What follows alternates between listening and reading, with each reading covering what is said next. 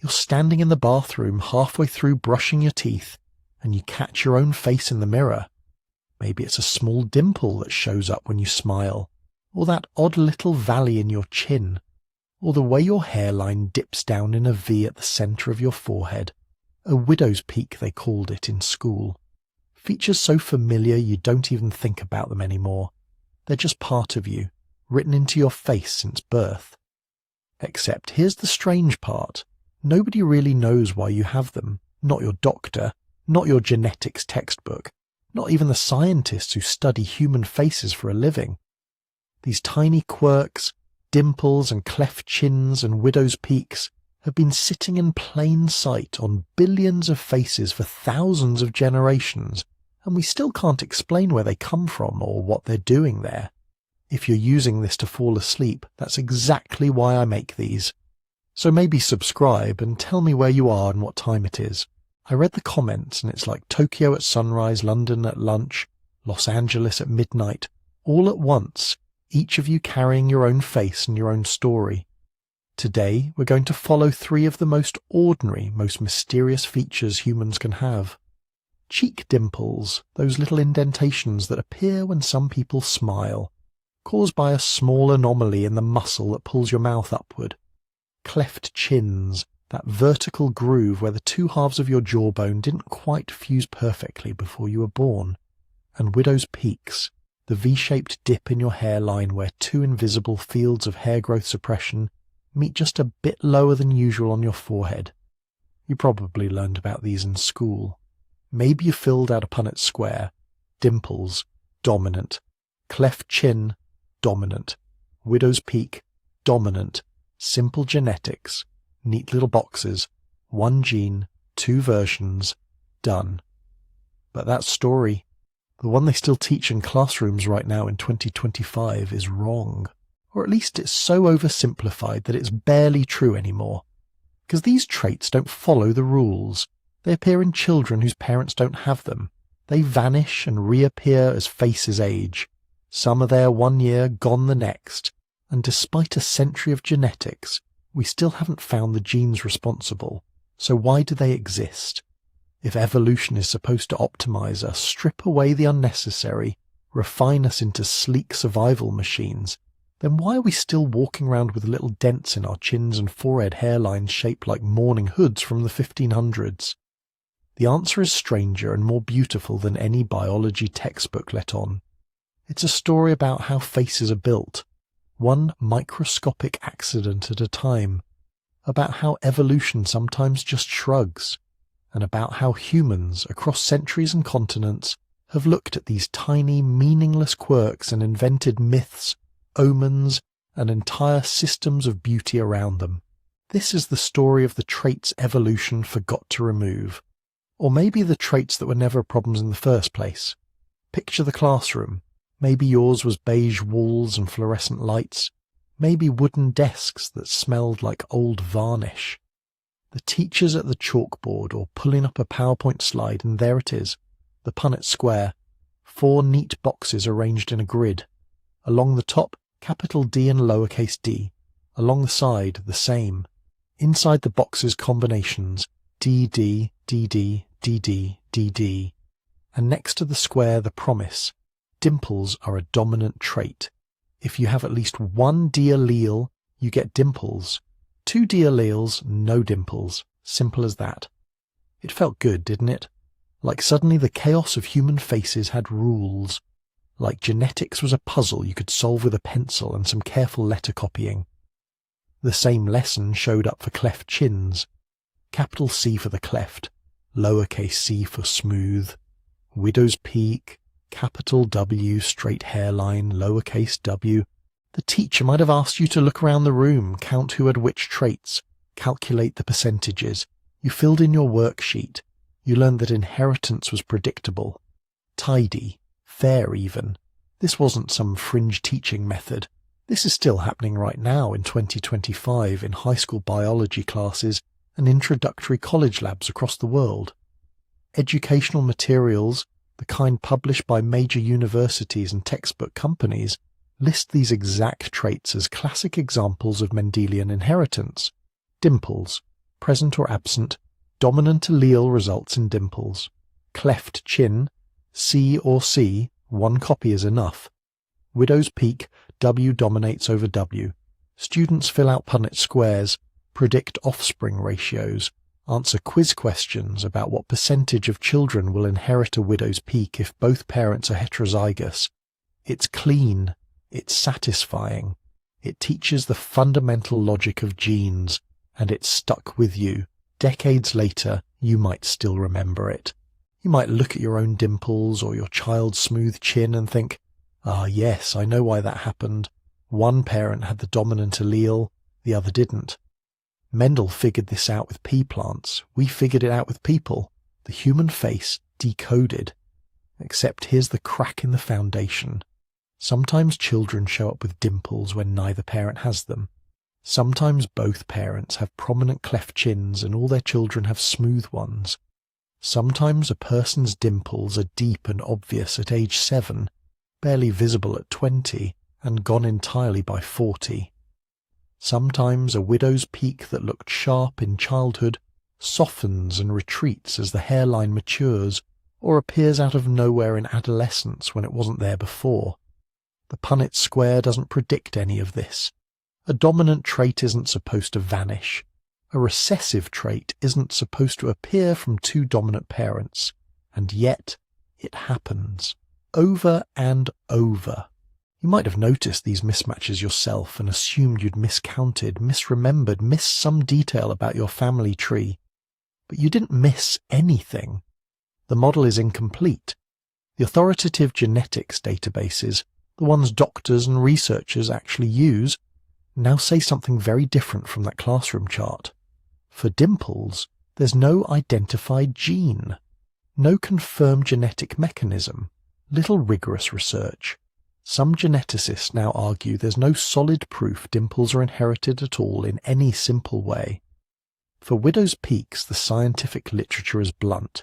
Despite being commonly taught as a dominant trait, no studies actually support that claim. For cleft chins, family data collected over decades shows patterns that directly contradict the single gene story. Parents without clefts regularly produce children with them, far more often than a recessive model would allow. The Punnett square promised you answers. It gave you a framework, a way to think about inheritance that felt concrete and testable. And in that sense it did its job, but it also gave you a story that was too simple to be true. The real genetics of your face, the actual reasons you have or don't have a little dent in your chin or a V-shaped hairline, those turn out to be far messier and far more interesting. Because when the simple story falls apart, that's when the real questions start. If these traits aren't controlled by single genes, then what is controlling them? And if we've been teaching the wrong explanation for 100 years, what else about your face have we been getting wrong? So the simple story crumbles. The Punnett squares don't predict what actually happens in families. Children appear with traits their parents lack. Traits vanish between generations, then reappear. And when you go looking for the genes responsible, for the molecular mechanisms that textbooks confidently diagram with capital and lowercase letters, you find something unexpected. Silence, gaps, a humbling absence of answers. Start with dimples, those little dents in your cheeks that supposedly follow a clean dominant pattern. Here's what the genetics databases actually say. We don't know. We don't know which gene or genes create dimples. We don't know how they're inherited. There's been remarkably little rigorous scientific research on the question at all. Some older sources mention a possible location on chromosome 5, but that's speculation, not confirmation. No major genetic study has identified a dimple gene. No genome-wide association study has pinpointed variants that reliably predict dimples across populations. The trait that gets trotted out in every high school biology class as a textbook example of dominant inheritance. We can't even find it in the genome. This isn't a minor gap. This is one of the most commonly cited human traits in genetics education, used to teach millions of students the basic logic of Mendelian inheritance. and we have essentially no molecular evidence for how it works. Some geneticists now argue the entire premise is wrong, that dimples were mislabeled as a classic genetic trait decades ago, before we had the tools to actually check, and the label stuck because it was convenient for teaching, not because it was true. But it gets more complicated, because even when we can identify genes that influence facial features, the way they work doesn't match the Punnett square model. This is where modern genetics steps in with a vocabulary that sounds technical, but describes something you've probably already noticed in your own family: penetrance, expressivity, polygenic inheritance. Terms that sound like jargon but really just mean genes are messy.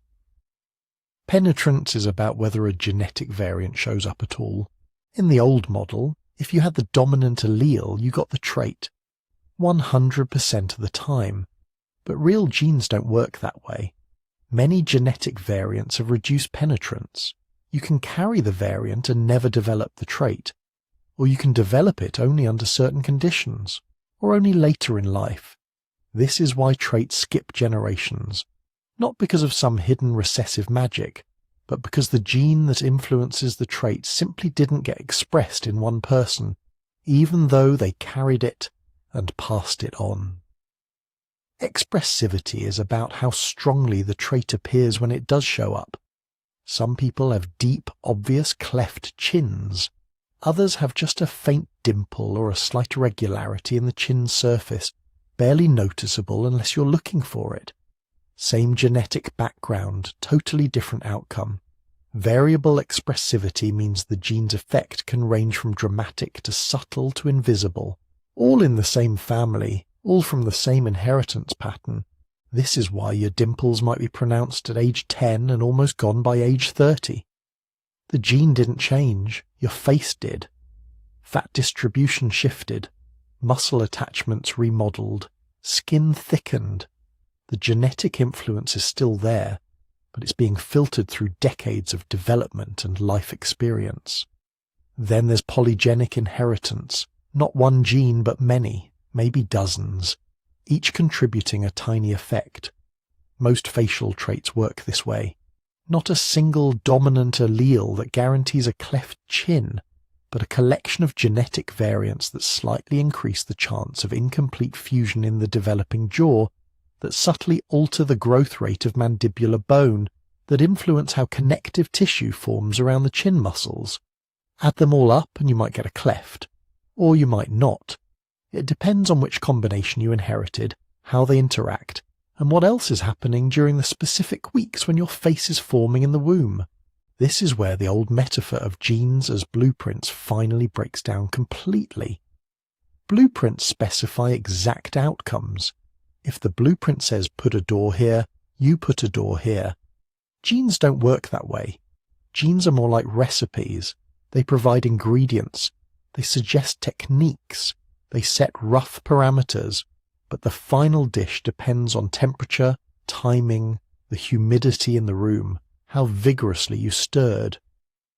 Two people following the same recipe can produce wildly different results.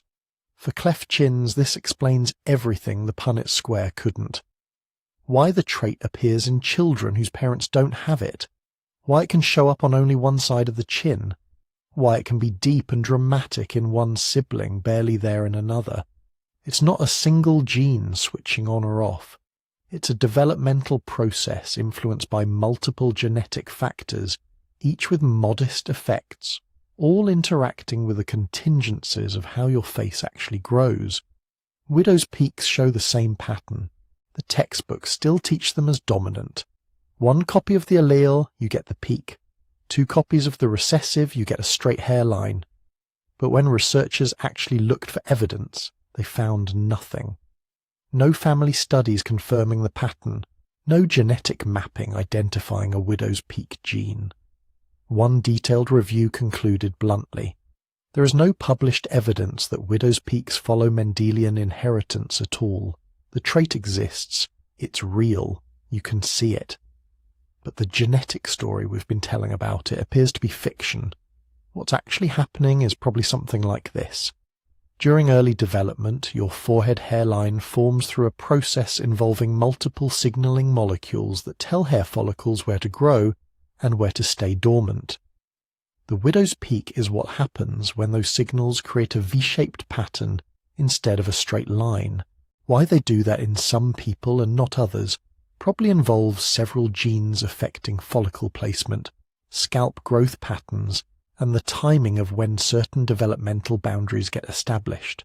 And since hairlines continue changing throughout life, especially during puberty and aging, what looks like a widow's peak at age 12 might soften or sharpen by age 25, not because your genes changed, but because the development process kept going. This isn't a failure of science. This is science working exactly as it should, recognizing when old models don't fit, admitting uncertainty, building better frameworks. The reason we don't have a tidy list of dimple genes and cleft chin alleles isn't because researchers aren't looking, it's because human faces are constructed through fantastically complex developmental processes involving hundreds of genes, intricate timing, and cascades of molecular interactions that we're only beginning to map. These traits are real, they're heritable, they run in families, but they're not following the simple rules we invented to make inheritance feel predictable. And honestly, that's more interesting, because it means your face isn't the product of a few coin flips, a handful of dominant and recessive alleles randomly combining. Your face is the result of an unimaginably intricate process, a recipe written by evolution, cooked according to the specific conditions of your development, seasoned by chance. The dimple that appears when you smile, the little dent in your chin, the way your hairline traces a point on your forehead, these aren't genetic certainties. They're small accidents, tiny variations in a process so complex that even now, with all our sequencing technology and molecular tools, we're still trying to figure out how it works. To understand why these traits exist at all, you have to go back, way back, to around day 19 of embryonic development, when you were smaller than a grain of rice and your face didn't exist yet. Not as a face, anyway. What existed was a collection of tissue buds, little swellings of cells called facial prominences, growing out from the primitive head region like architectural elements waiting to be assembled. 5 of them initially. 1 frontonasal prominence in the middle, 2 maxillary prominences on either side, and 2 mandibular prominences below. All of them made mostly from neural crest cells, those remarkable wandering cells that migrate out from the developing nervous system and build much of your face. These prominences have one job: grow toward each other, meet with precision, and fuse. If they do it right, you get a normal face. If the timing is off by even a little, if one prominence grows slightly faster or slower than its partner, if the cells don't quite reach each other in time, you get variations, sometimes benign quirks, sometimes more significant differences. The face is essentially a construction project being executed by multiple teams working from different corners, all trying to meet in the middle on a very tight schedule. There's no foreman, no blueprint, just chemical signals diffusing through tissue, telling cells where to go and when to stop. The mandibular prominences, those 2 lower buds, are responsible for your jaw and chin. They start on either side of the primitive mouth and grow toward each other along the midline.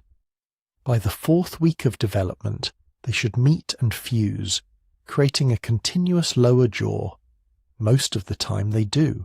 The bone and soft tissue merge seamlessly. The chin forms as a single smooth structure. But sometimes they don't quite smooth out completely. The fusion happens, enough to create a functional jaw, but the midline remains slightly indented. A groove persists where the 2 halves came together. As the face continues growing, as the mandible elongates and the chin develops its adult shape, that little groove remains. It might deepen, it might stay subtle, but it's there, a signature of incomplete fusion visible decades later. That's your cleft chin. not a gene switching on, not a dominant allele, just two pieces of tissue that came close enough to work, but not close enough to erase the seam. The technical term for what didn't quite happen is fusion of the mandibular symphysis, the joint where the two halves of the mandible meet. In most people, the mental tubercles, those little bumps of bone on either side of the midline, grow together and blend. In people with cleft chins, they remain slightly separated or asymmetric, leaving a depression between them. It's a near miss in biological architecture. Close enough for a functional jaw, not quite close enough for a smooth chin. Now move up to the cheeks. The dimples that appear when some people smile are something else entirely. They're not about bone fusion. They're about muscle attachment. Specifically, a muscle called the zygomaticus major, one of the main muscles of facial expression. It runs from your cheekbone down to the corner of your mouth. When you smile, it contracts, pulling the mouth corner upward and outward. In most people, the muscle attaches to the skin as a single band, but in some people, during development, the muscle splits into two branches, a bifid zygomaticus major. One branch attaches normally, the other attaches more superficially directly to the dermis layer of the skin. When you smile and the muscle contracts, that extra attachment point acts like a tether. It pulls the skin inward, creating a dimple. It's a tiny variation in how muscle fibers connect to overlying tissue. Nothing to do with genes in the simple sense. Everything to do with the specific geometry of how your face assembled itself during those critical weeks. And because muscle attachments can shift over time, because fat distribution in the face changes as you grow, dimples can come and go. A child with prominent dimples might lose them in adolescence as facial fat redistributes. An adult might develop them later as the face thins with age. The underlying anatomy, that bifid muscle, might still be there, but whether it creates a visible dimple depends on everything around it. The thickness of the subcutaneous fat, the elasticity of the skin, how often you smile, which affects muscle development, a genetic trait that isn't stable, a feature that responds to life. Then there's the hairline, the widow's peak. This one operates on a different principle entirely. During development, hair follicles don't just sprout randomly across your scalp. They form in response to signaling fields, zones where particular molecules tell follicles to grow or stay dormant. On the forehead, there are two areas, called periorbital fields, where hair growth is actively suppressed. These fields expand outward from above the eyes, creating a border where scalp hair stops and forehead skin begins. In most people, these two suppression fields meet in the middle, forming a relatively straight or gently curved hairline. But if the fields are slightly smaller, or positioned a bit farther apart, they don't quite meet. Hair extends farther down in the midline, forming a V-shaped point, a widow's peak. It's not a structure that grows, it's a space that didn't get suppressed, a gap between two zones of inhibition. This is the same developmental mechanism that's disrupted more dramatically in certain syndromes. Frontonasal dysplasia, for instance, involves failures of midline cell migration around those same early days, 19 to 21. The result can include widely spaced eyes, midline facial clefts, and a pronounced V-shaped hairline. The widow's peak you see in otherwise typical faces sits on the same continuum, a milder version of the same developmental variation. Not a disorder, not a problem, just the visible echo of how signaling fields were positioned when your forehead formed. All three traits, cleft chins, dimples, widow's peaks, emerge from the same fundamental truth. Building a face is an act of biological improvisation. The instructions are there, written in genes, but they're instructions for processes, not outcomes. Grow here, fuse there, attach this muscle, suppress hair growth in these zones. Each step depends on precise timing, on cells arriving at the right place at the right moment, on chemical gradients diffusing through tissue at exactly the right concentrations. And because all of this is happening in a wet, warm, slightly chaotic embryonic environment, where temperatures fluctuate and maternal hormones surge and cells jostle for space, the results are never exactly identical. Even in identical twins, even with the same genes. Think of it like a cathedral being built by multiple teams starting from different corners. They're all working from the same general plan, but small differences in timing, in the materials they use, in how they interpret instructions, leave quirks. An arch that's slightly pointed instead of perfectly round. A seam in the stonework that wasn't quite smoothed away. These aren't mistakes, exactly. The cathedral still stands. It's still beautiful. But it carries the signatures of its construction, the small accidents that happened along the way. Your face is the same. A structure built by processes that were precise enough to work, but loose enough to vary. And those variations, those tiny accidents of development, are what make your face yours. So let's stay with Dimples for a while, because they turn out to be one of the best examples of how slippery the idea of a genetic trait really is. On the surface, a cheek dimple looks simple, a little hollow in the skin that appears when you smile, maybe clinging there faintly when your face is at rest. Something you can point to in a mirror and say, I have it, or I don't. The kind of thing the high school Punnett square story loves. Big D for dimples, little d for no dimples, cheerful diagrams of dominant inheritance marching across generations. But if you go underneath the skin, the story stops being binary almost immediately. Under your cheek, between the skin and the bones of your face, lies a layered landscape of tissue, skin on top. Then a thin sheet of connective tissue called the superficial fascia. Under that, islands of fat, ligaments, blood vessels, nerves. Threaded through all of this are the muscles of facial expression, including the zygomaticus major, that long strip of muscle running from the cheekbone down to the corner of your mouth. Most of the time, the zygomaticus major is a single band. It starts near the zygomatic bone, dives through the fat and fascia and anchors near the mouth. When you smile, it tightens and pulls the corner of the mouth up and out. A smooth movement, transmitted through layers of soft tissue. In people with classic cheek dimples, that muscle often isn't a single band. It forks. Instead of one continuous strip, you can get a bifid zygomaticus major, splitting into two bundles as it travels toward the mouth. One bundle behaves normally, heading to its usual attachment. The other heads upward, more superficial, and grabs onto the underside of the skin itself. That extra attachment is the key. It acts like a guy wire anchored just beneath the surface.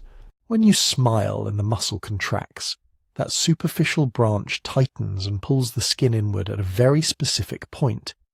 The surrounding fat and tissue get compressed. A tiny hollow opens up.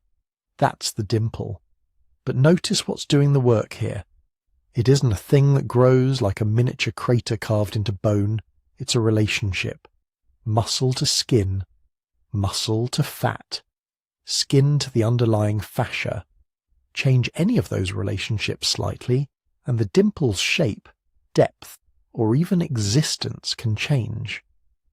This is why dimples are surprisingly unstable across a lifetime. Look at babies. Many infants seem to have dimples, or at least pronounced cheek creases, especially when they smile or suck. But a baby's cheeks are dominated by something adults mostly forget they ever had. Big buccal fat pads. These pads fill out the cheeks, help with suckling, and give that rounded cherub face people find so endearing. They also push against the overlying skin and muscles, exaggerating every little fold. If there's even a slight tether between skin and muscle, or a subtle line where the facial muscles gather, the buccal fat pad amplifies it. The smile digs in. A crease deepens. Parents look down, see dimples, and start counting them in the family trait inventory. Then the child grows. The buccal fat gradually thins as the face lengthens, the jaw grows, and the cheekbones become more prominent. The same tiny tether that created a dramatic infant dimple may now sit over a slimmer pad of fat. The tension redistributes. The dimple softens or shifts or disappears unless the smile is very broad. In some people it vanishes so completely that it becomes a story. You had the cutest dimples when you were little. The reverse can also happen. Someone with no obvious childhood dimples grows into adolescence or young adulthood. Their face leans out, skin tightens differently over the cheeks. The muscles of expression bulk up with use. The bifid zygomaticus that never did quite attach like everyone else's finally has the right geometry. One day, in a photograph, they notice a small hollow that wasn't there before. Population studies suggest this isn't just anecdote. In one long-term study of Greek children, visible cheek dimples were found in a minority of kids, but the proportion appeared higher in adults. That's the opposite of what a simple, on at birth, off forever gene would predict. It looks instead like a feature that can be coaxed into view or eased back into the background as the architecture of the face changes. Weight shifts do the same thing. Gain fat in the cheeks, and any indentation has to fight its way through a thicker cushion. Lose fat and the underlying tethers become more visible. Aging adds another layer. Collagen in the skin breaks down, ligaments relax or tighten at different rates. Gravity pulls soft tissue downward.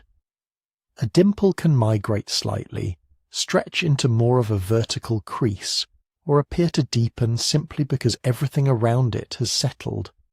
The muscle variation may be the same from childhood to old age, but the landscape it pulls against is constantly being resculpted.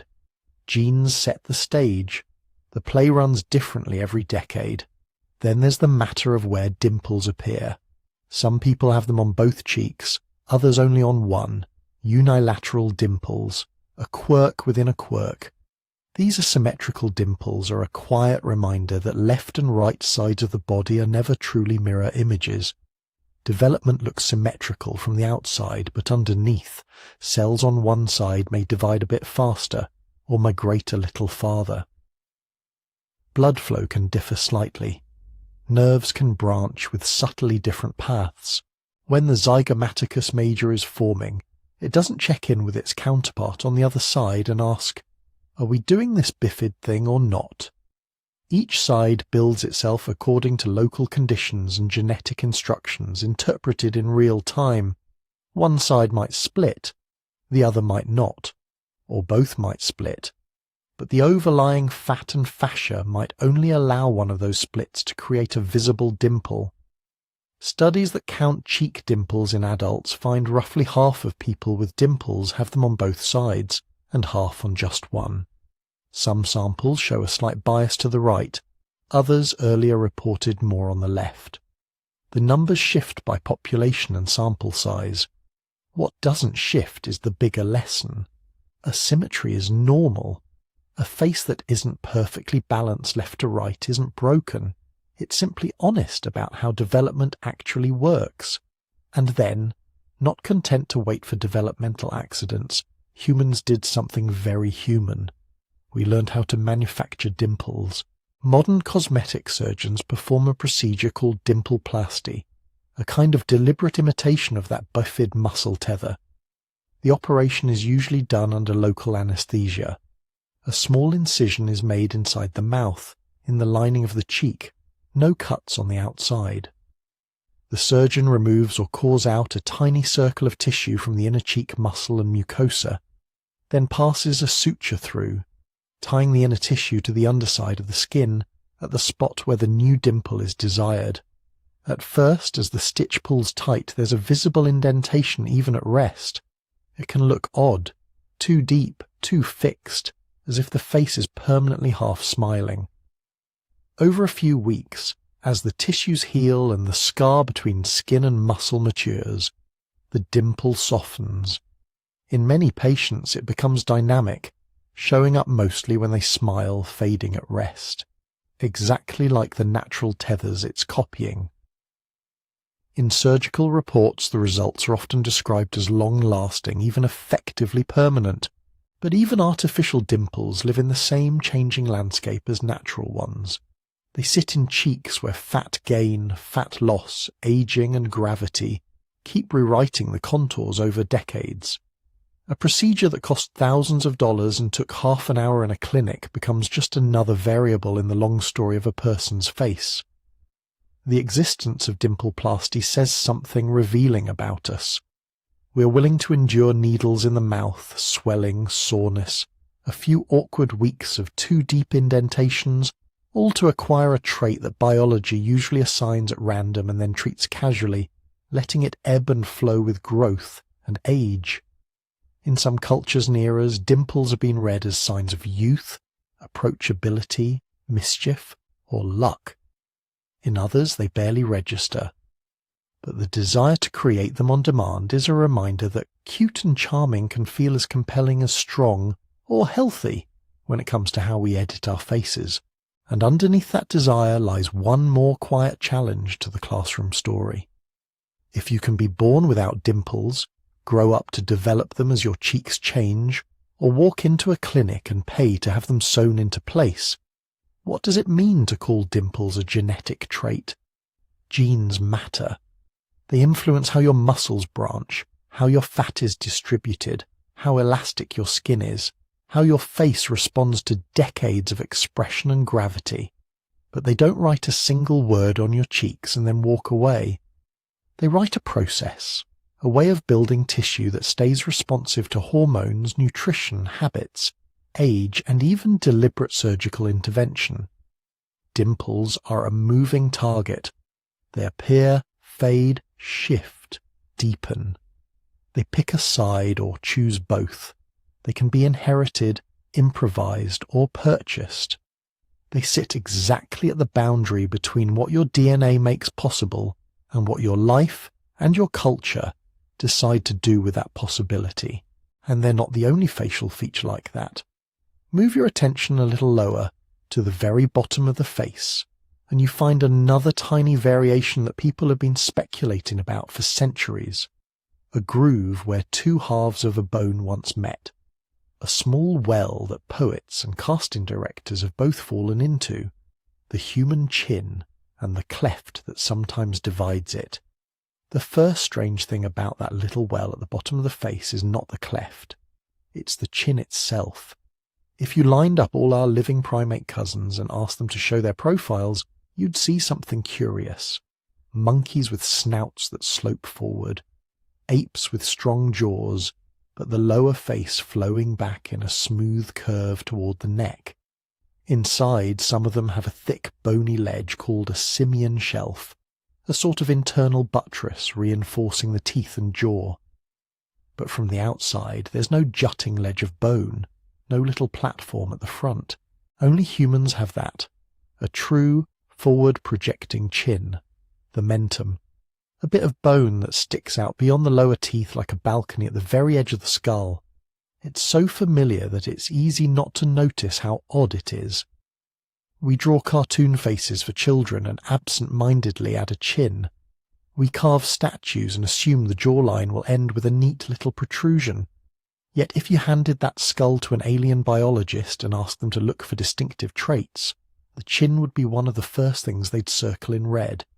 Even in our own family tree it seems to be a late arrival. Neanderthals, for all their impressive strength and big brains, generally did not have a modern human-style chin. Their jawbones tended to sweep back more smoothly. Earlier members of the genus Homo show only tentative hints. The clear, strongly projecting mentum we take for granted becomes common only with anatomically modern Homo sapiens, within roughly the last couple of 100,000 years, though the exact timeline is debated. So this peculiar ledge of bone is new, rare in the animal kingdom and shared by every human alive today.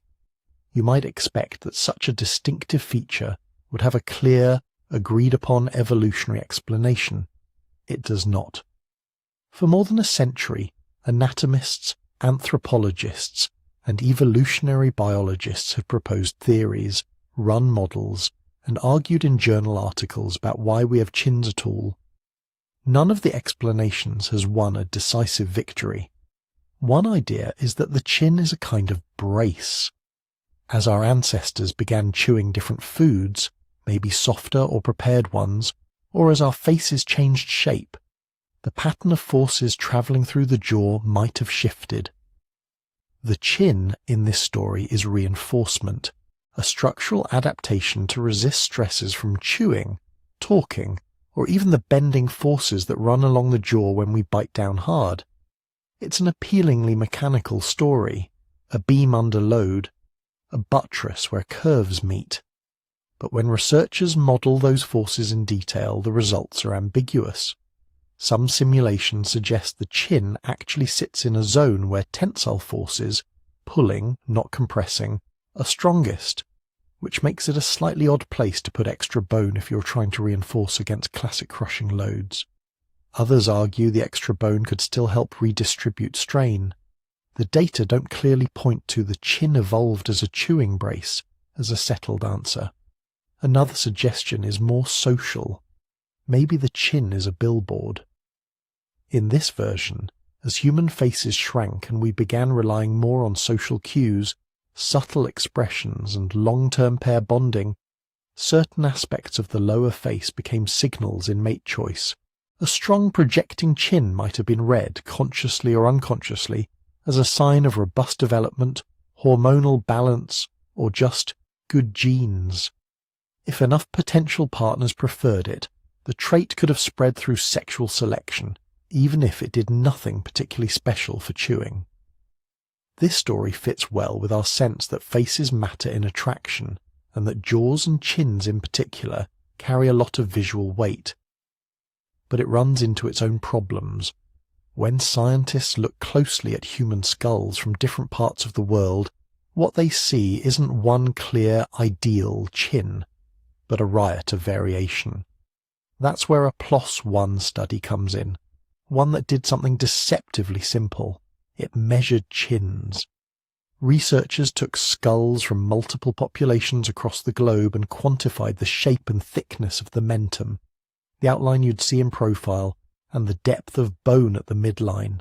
If there were a single universally attractive chin type being strongly favoured everywhere, you might expect those numbers to converge on a similar shape, even if faces differed in other ways. They didn't. Instead, chin shapes varied dramatically by region. Some groups averaged broader, squarer chins. Others tended toward narrower or more tapered ones. Thickness at the midline bounced around too. There was no obvious global best chin, no single contour quietly pulling all populations in its direction. The author suggested that this pattern is hard to reconcile with a story where a specific chin shape is under strong universal sexual selection. It fits more comfortably with a mix of gentler forces, genetic drift as populations move and split, local histories of who happened to have children with whom, and cultural preferences that may value different jawlines in different times and places. A third hypothesis for the chin steps back even further and says, maybe we're asking the wrong question. Over the last couple of million years, human faces have been retreating. Our jaws have generally become smaller.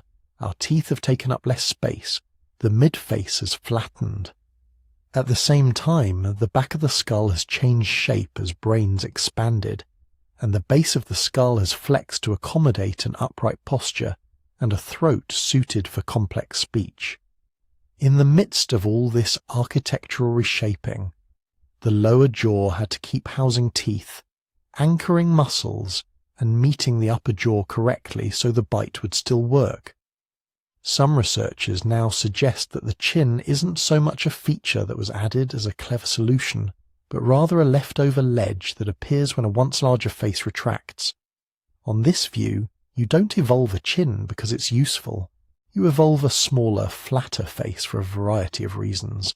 Diet, breathing, brain case geometry, and the way the mandible remodels during development leaves a little bony shelf at the front. The chin is a side effect, a byproduct of many other changes, not an adaptation in its own right. These three stories, chewing brace, sexy billboard, developmental side effect, aren't mutually exclusive.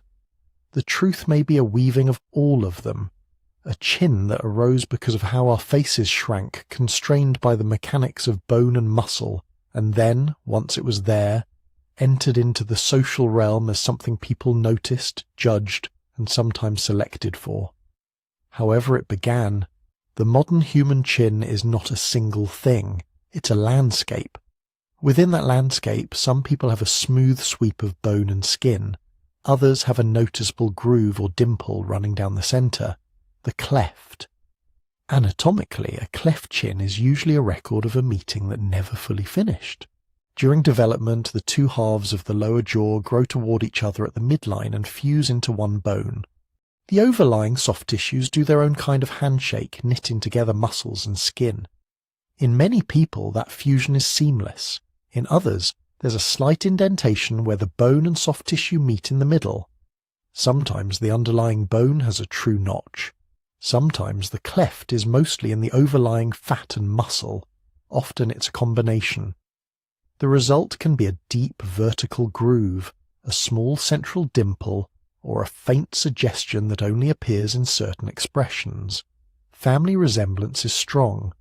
Cleft chins run in families often enough that they've been used as textbook examples of dominant traits. But, as with dimples, reality resists the neat boxes. Some children of two smooth-chinned parents show clefts. Some children of two clearly cleft-chinned parents do not. The pattern looks more like multiple genes and developmental variables nudging the jaw toward or away from a midline notch, rather than a single switch.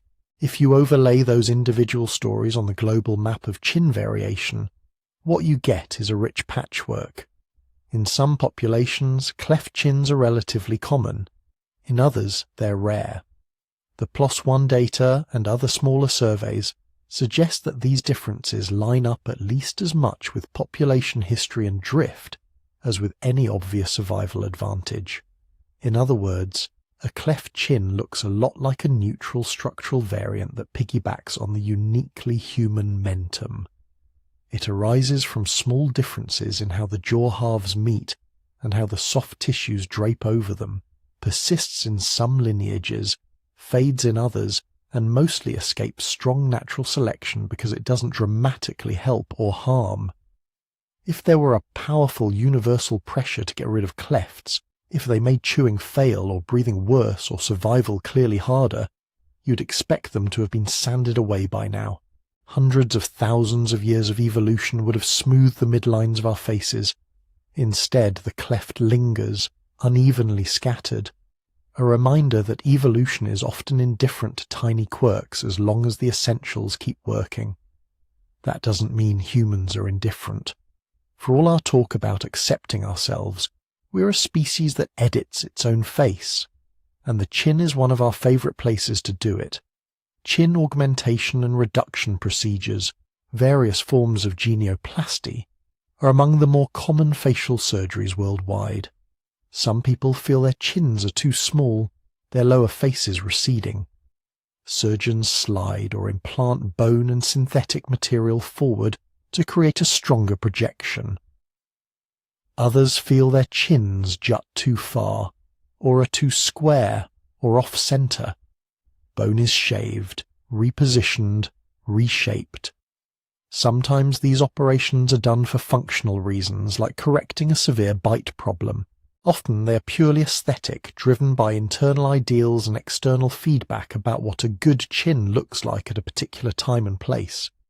In some eras and cultures, a pronounced cleft has been praised, written about in poetry as a chin well, a tiny trap for kisses.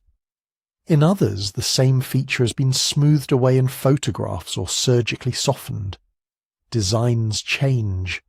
The underlying bone changes only when we decide to take a scalpel to it. So in the space of a few centimetres of bone and soft tissue, you have something uniquely human in 3 different senses. A true bony chin that no other primate carries. A cleft that arises from small, mostly neutral developmental variations, and a canvas that modern humans continue to carve, fill and contour, as if evolution's long experiment with the mentum wasn't quite finished until we had our say. From here, if you travel upward from that ledge of bone toward the hairline, the story of little facial accidents doesn't stop. At the very top of the face, where skin, skull and scalp meet, another small irregularity sometimes appears. Not in bone this time, but in the border between hair and bare skin. A tiny V pointing down. Widow's peaks look like style choices. They resemble something a careful barber might have carved, or a costume designer's idea of how to make a character look intense. But the little V at the centre of the forehead is older than any fashion. It is not drawn in adolescence. It is traced before you have a face in the usual sense of the word. While the chin is being assembled from two growing halves of bone, something else is happening higher up. The skin that will become your scalp and forehead is deciding where hair will and will not grow. It doesn't do this one follicle at a time, improvising. It works in fields. Early in fetal life, the top of the head is a sheet of rapidly dividing cells. In that sheet, chemical signals begin to form waves and islands. Some signals say become hair, others say stay smooth. Systems with names like WNT, Sonic Hedgehog, BMP, and EDA/EDAR rise and fall in tiny gradients, like invisible weather fronts moving across a landscape that is still only a few millimeters wide. Where one combination of signals wins, a cluster of cells thickens into what developmental biologists call a placode, the starting point of a hair follicle. Where the opposing combination dominates, the skin remains bare. In most of the body, this tug-of-war produces patterns we barely think about. A scattering of vellus hairs on the forearm, denser growth on the scalp. But at the border between scalp and face, the pattern becomes unusually sharp. Above the eyes, along the upper forehead, the body draws a kind of ceasefire line.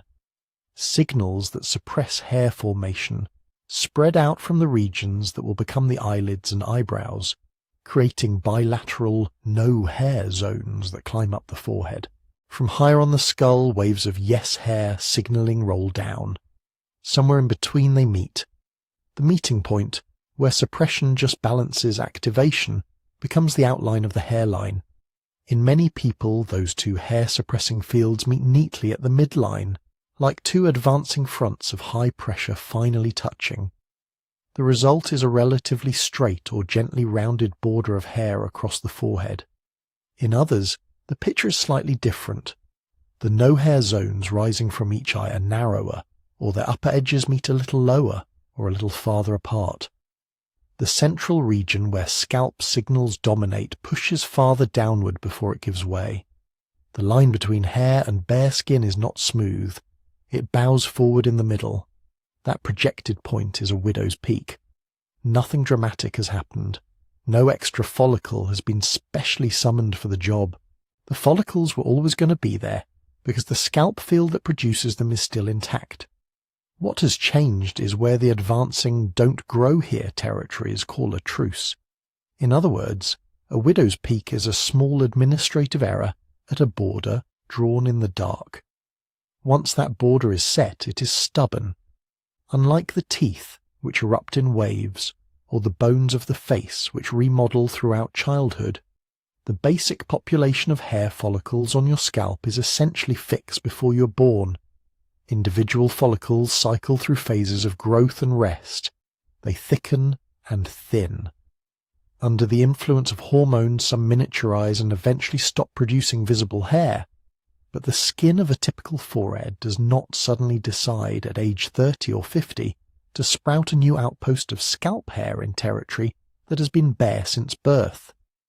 That's why, if you look back at childhood photographs, the outline of your hairline is remarkably consistent. Higher or lower depending on age and hairstyle perhaps, but recognizably yours. A widow's peak present in a toddler is usually the same little V that will appear in the mirror decades later, altered mostly by what has been lost around it, not by anything new being added. This also explains one of the small confusions around the trait, peaks that seem to appear out of nowhere. As people age, many experience recession of the hairline at the temples. Follicles on the sides thin or vanish under the influence of androgens. The central front for a while may be less affected. What was once a straight line across becomes an M shape. 2 bays of hair loss with a peninsula of hair still projecting in the middle. To a casual observer or to the person watching their reflection with some alarm, it can look as though a new widow's peak is emerging with age. In reality, no new peak has formed. The central portion of the original hairline has simply been left behind as the surrounding coastline erodes. The reverse can also happen. Someone born with a distinct widow's peak may lose so much frontal hair that the V is blunted or erased. What remains is a higher, more diffuse border. Again, the follicles didn't move. The pattern was there from the start.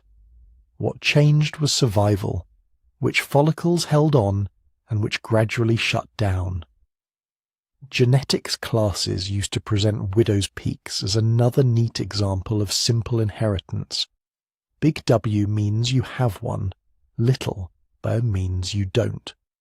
Put parents on a Punnett square and let the ratios fall as they may. But as with dimples and cleft chins, the closer biologists look, the fuzzier that picture becomes. Families don't always follow the tidy dominant recessive script. Peaks can be faint, ambiguous, or only obvious if you pull the hair back a certain way. Large genetic studies naming the widow's peak gene have not materialized. Instead, what we see fits better with many genes pushing the signaling fields a fraction higher or lower, a millimeter this way or that, layered on top of the general architecture of the forehead. If that were the whole story, widow's peaks would be nothing more than minor cartographic quirks in the borderlands between hair and skin. But, as with the chin, there is a spectrum. At one end are the ordinary variations you see in a classroom or on a subway. Some people with straight hairlines, some with arcs, some with delicate V's. At the other end are conditions in which the shape of the hairline is one of many clues that early facial development took a different path. In frontonasal dysplasia, for example, the midline of the face doesn't come together in the typical way. Very early, when the front of the embryo is still more idea than face, cells that are supposed to migrate toward the center of the future forehead and nose can stall or veer off. Upward from them also start farther to the right, upward from them also start farther to the sides. The zone between them, where scalp hair is permitted, may extend lower. On the finished face, that can appear as a pronounced widow's peak, a deep central intrusion of hair into the forehead, sitting above a nose and eyes that are clearly unusual in other ways. Other syndromes tell similar stories in quieter accents. Donny-Barrow syndrome, Aarskog-Scott syndrome, Waardenburg variants, Opitz G/BBB. Each has its own genetic causes and constellation of findings, differences in spacing of the eyes, nose shape, sometimes hearing, sometimes development of the brain. In many of them, a distinctive midline hairline is part of the clinical description. The same chemical weather that drew an atypical outline for the skull and soft tissues also drew a slightly different border for the scalp. For the families living with these diagnoses, a widow's peak is not a charming quirk. It is one small piece of a much larger medical landscape. Yet scientifically, the connection is valuable. It reminds researchers that the way hair and skin divide the territory of the forehead is not an isolated cosmetic choice. It is tightly coupled to how the underlying bone, cartilage, and brain case are laid out.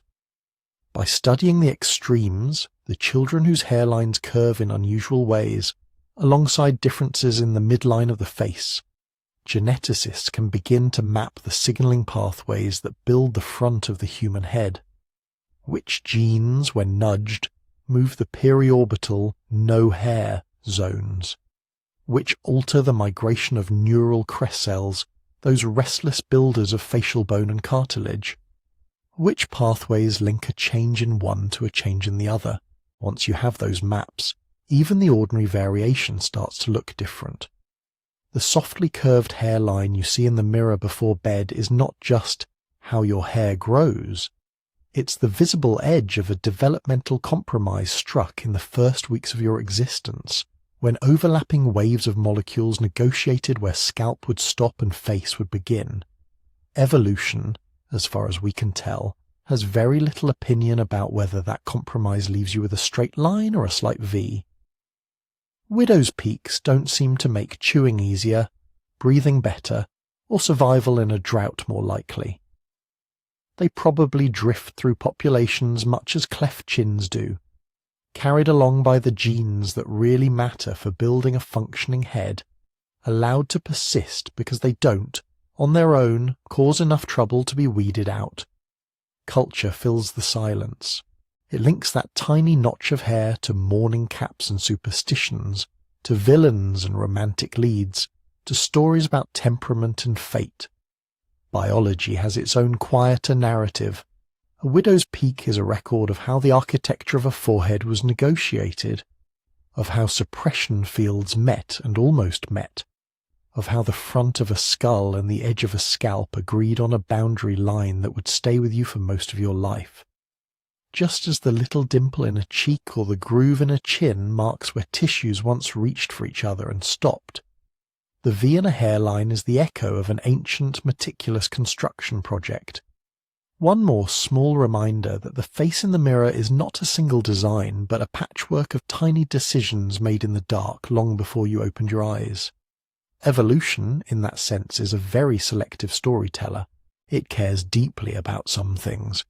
Whether lungs extract enough oxygen, whether bones are strong enough to carry a body, whether a brain can navigate a harsh landscape and a difficult social world.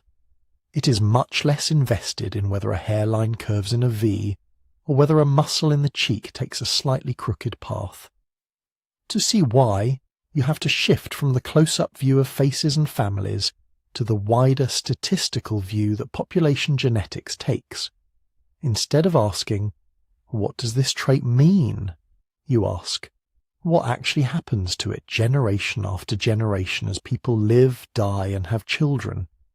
From that distance, a lot of our favourite details vanish into the background.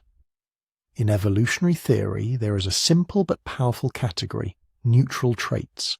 A genetic change is called neutral if, as far as we can tell, it doesn't make much difference to an organism's chances of surviving or leaving descendants.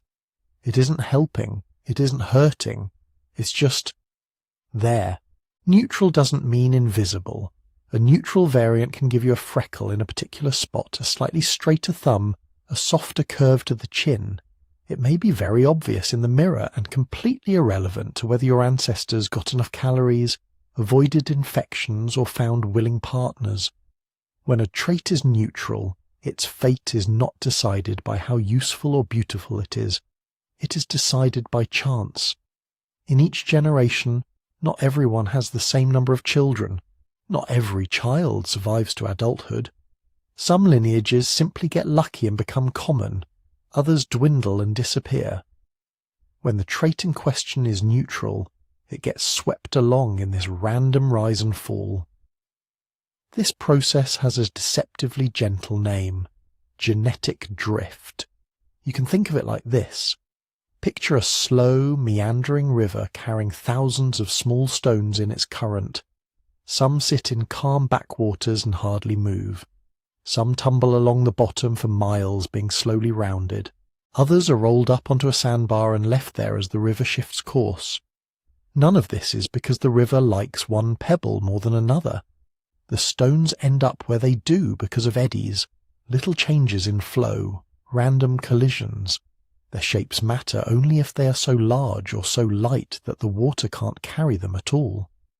Everything in the middle, the ordinary stones, live out their histories under the spell of chance. Evolution has a similar feel. Big changes that break something crucial rarely last. organisms carrying them are quickly removed from the story.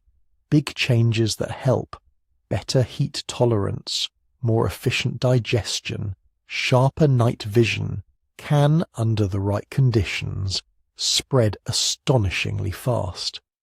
But small quirks that neither help nor harm, those get tossed into the river and left to drift.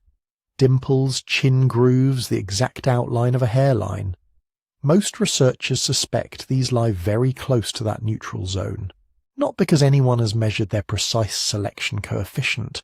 In practice, that would be extremely hard to do, but because nothing about them seems tightly linked to survival or fertility in any environment we know.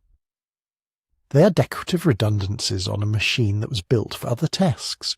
Drift becomes especially powerful in small populations. Imagine the ancestral groups we visited earlier in the story. Bands of 20 or 30 individuals scattered across a difficult landscape, trading and intermarrying occasionally, but mostly surviving in local pockets. In a group that small, one bad year can remove half the adults. One successful hunter can father many of the next generation's children. If that hunter happens to have a cleft chin, there may be more cleft chins in the next cohort. Not because the cleft helped him hunt, but because he had other, more important advantages or simply better luck. Over thousands of years, these random bumps in representation can send neutral or near-neutral traits zigzagging through the gene pool. They rise, they fall, they vanish from one region and quietly become common in another, with no guiding purpose behind the pattern, and sometimes traits that aren't entirely neutral still behave as if they are.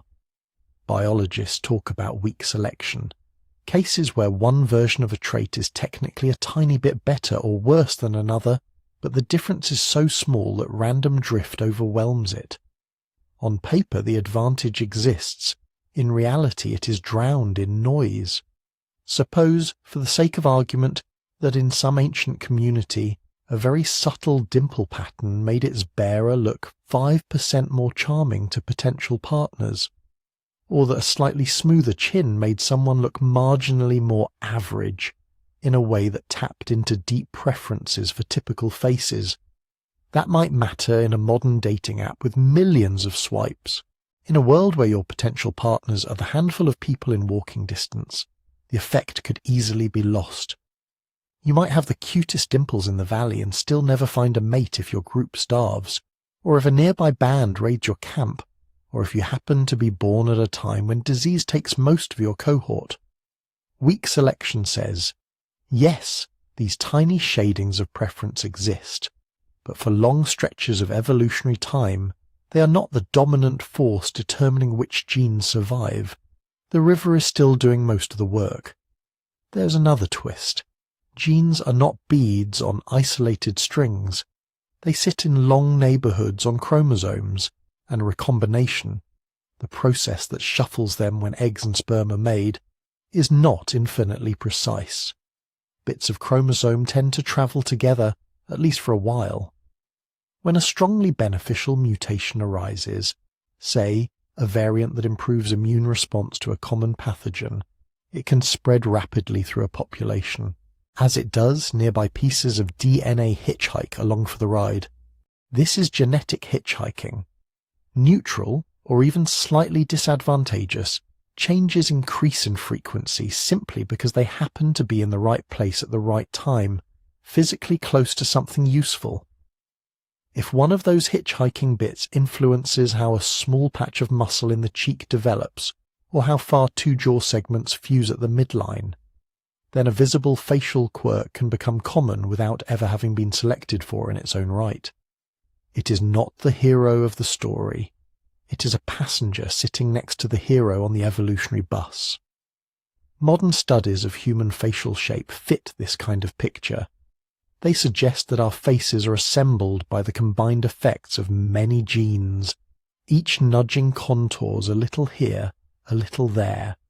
Most of these effects are small, many are low-frequency variants that don't show up in every population. The overall structure, eyes in front, mouth below, nose in the middle, is under strong constraint. But the fine details, the very things we obsess over in the mirror, look like prime candidates for neutrality, weak selection, and hitchhiking. This brings us back to the title we've been quietly shadowing. The traits evolution forgot to remove. In light of neutral theory, that phrasing is almost backwards.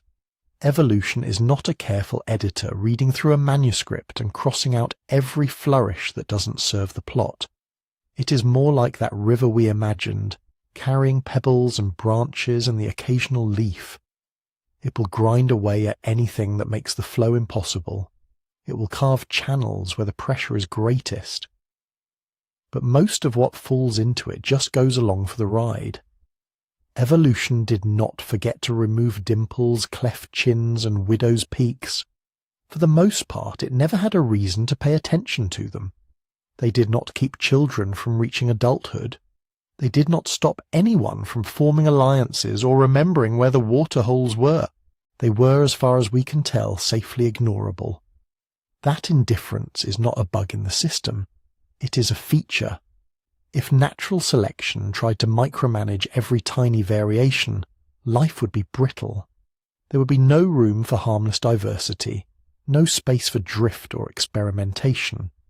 Instead, vast regions of our genomes are allowed to wander, to accumulate small changes whose effects are subtle or non-existent, to carry along the ancient footprints of bottlenecks, migrations, and chance events.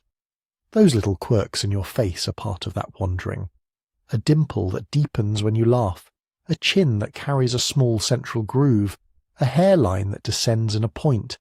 None of these marks you as specially chosen or specially neglected by evolution.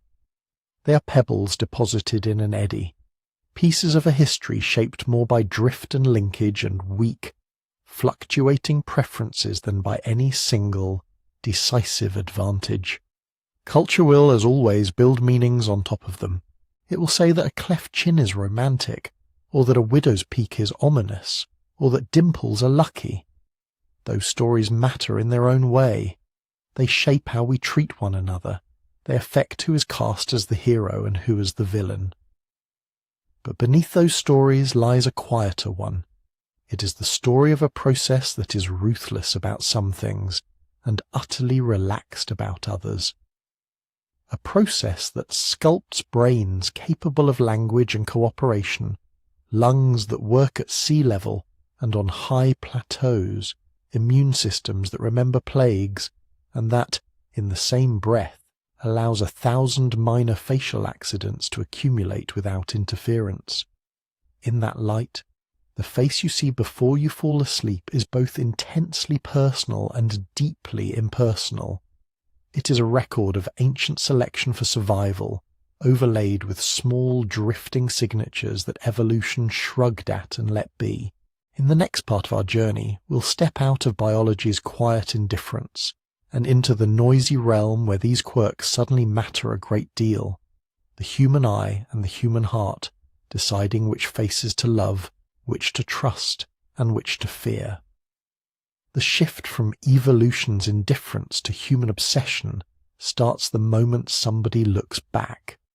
Because while natural selection can afford to ignore tiny irregularities in muscle and bone, we often cannot.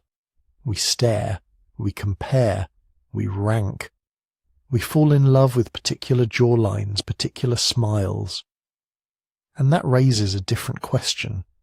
If biology didn't care much about your dimple or your widow's peak, did other humans? This is where another branch of evolutionary thinking enters the story. Sexual selection. Natural selection is about staying alive long enough to reproduce. Sexual selection is about what happens next, who actually gets chosen as a partner, whose children end up carrying which traits forward. If nobody is attracted to a certain feature, even a neutral one, it doesn't spread. If many people for many generations are attracted to it, it might. In principle, sexual selection could have treated facial quirks in two very different ways.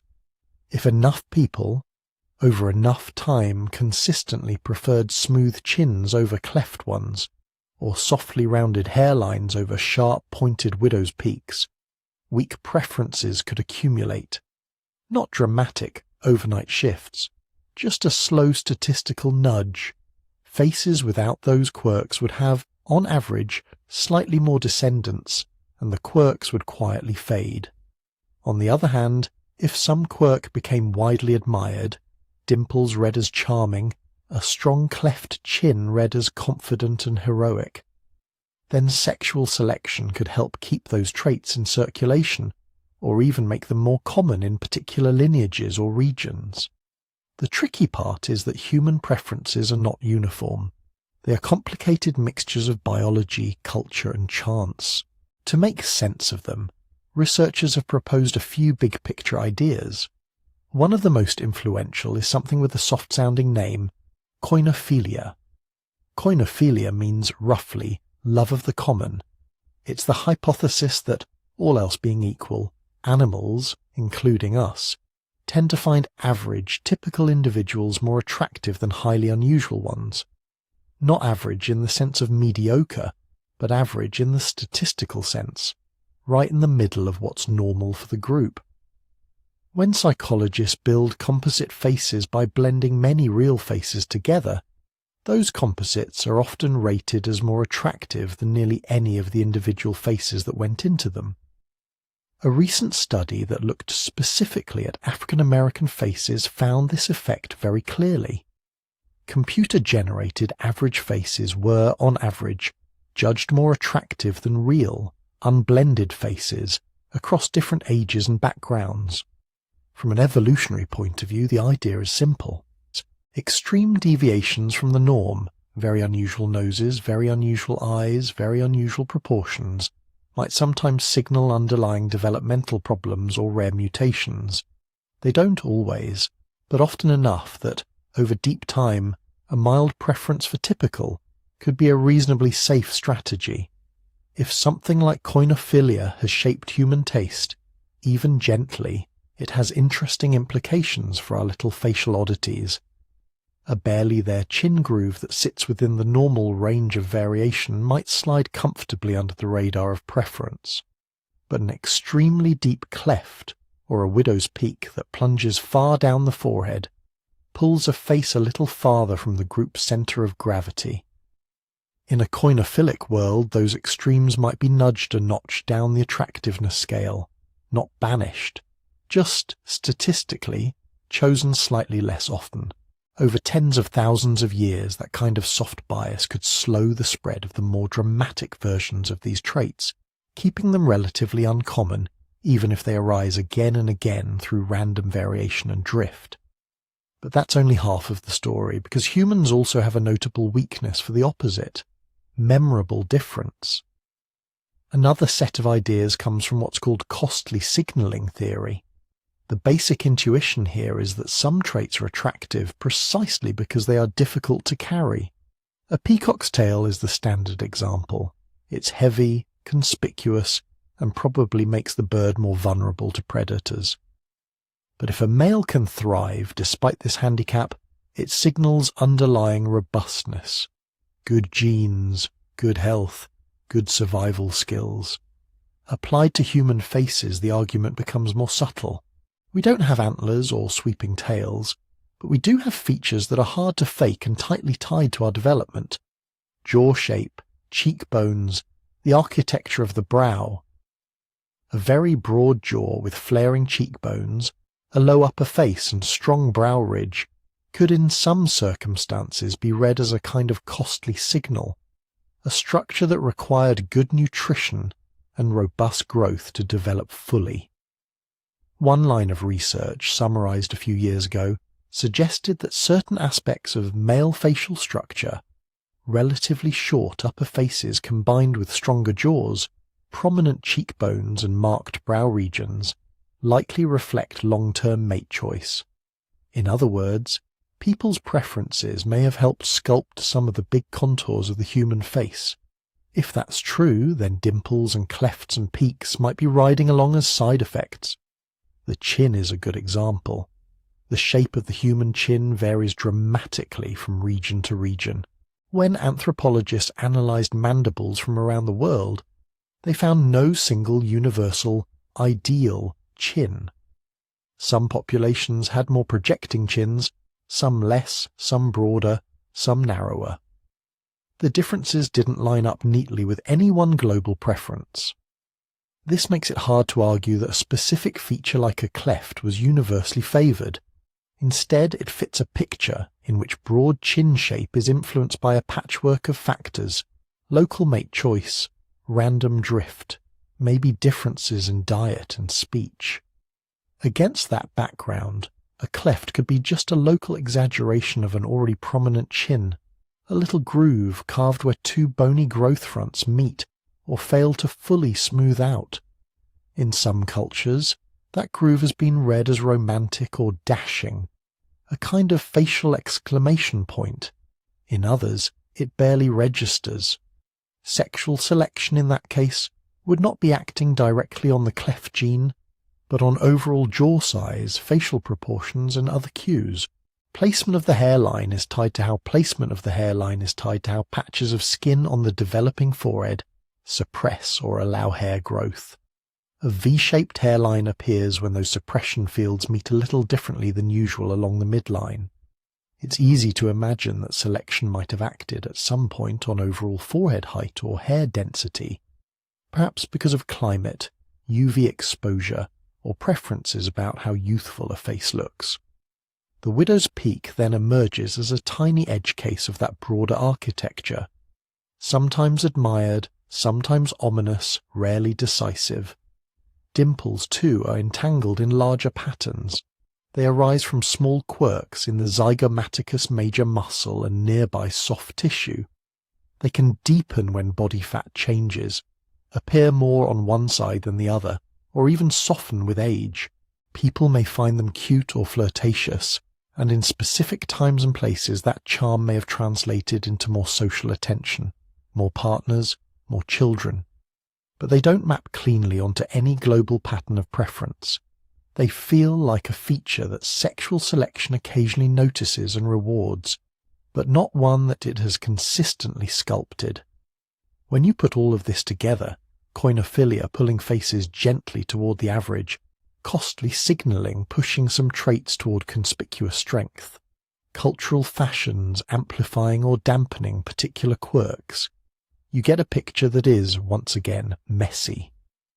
It is entirely plausible that, in some populations at some times, certain versions of these traits have been mildly favoured or mildly disfavoured in mate choice.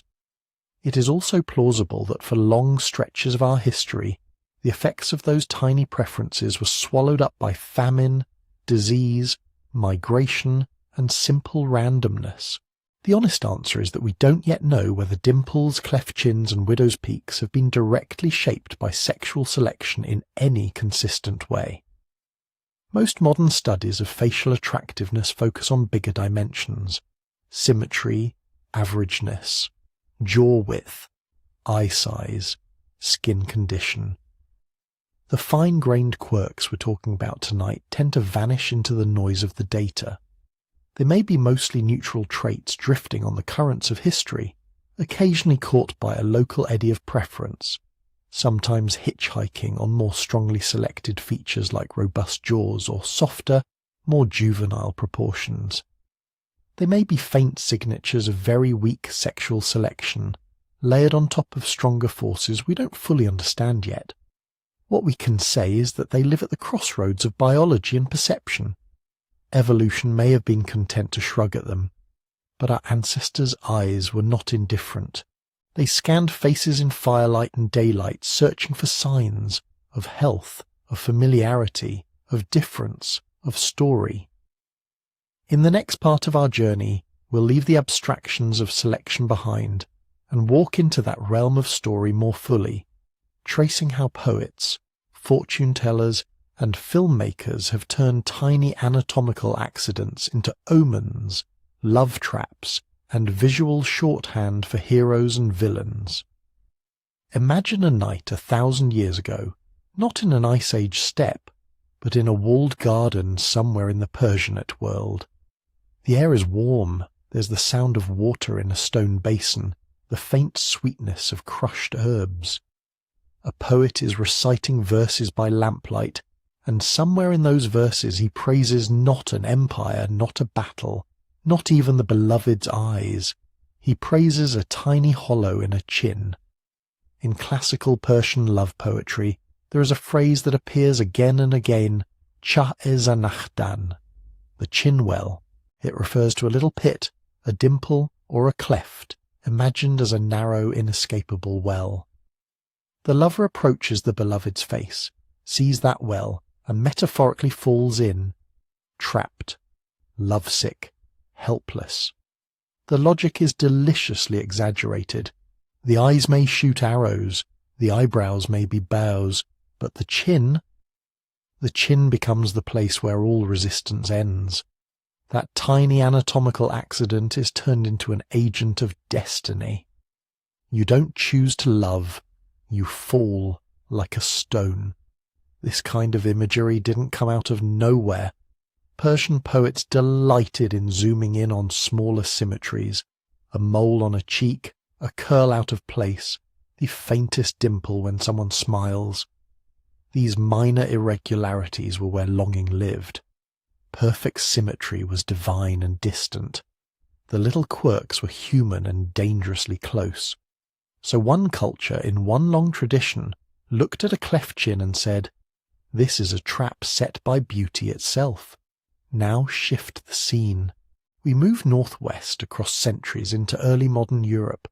The lamplight here is cooler, the mood is heavier. We're looking not at a lovesick youth, but at a woman in mourning. By the 16th century, European widows in many regions wore distinctive hoods and caps. Some styles, especially those influenced by what later came to be called the Mary Stuart cap, drew down into a narrow triangular point at the centre of the forehead, a little beak of cloth shadowing the brow. If you squint, it looks very much like a natural V-shaped hairline, the kind of hairline we now call a widow's peak. The words took time to crystallize. In English, an older superstition spoke of a widow's lock, a forelock hanging down that supposedly foretold early widowhood. The specific phrase widow's peak seems to appear clearly only in the 19th century, but by then it was gliding onto a ready-made track of association. Pointed cloth at the brow, pointed hair at the brow, loss, misfortune, bad luck in love. In some families and folk tales, a child born with a sharp V of hair on the forehead was whispered about. The shape could be read, gently in some places, harshly in others, as a sign that the person would either outlive a spouse or bring sorrow to those they loved. The peak turned from a simple meeting point of hair growth fields into a tiny fortune-telling device stamped onto the skin. We don't have good statistics on how many people actually believe this, or how seriously. Folklore is messy that way, but the idea recurs often enough.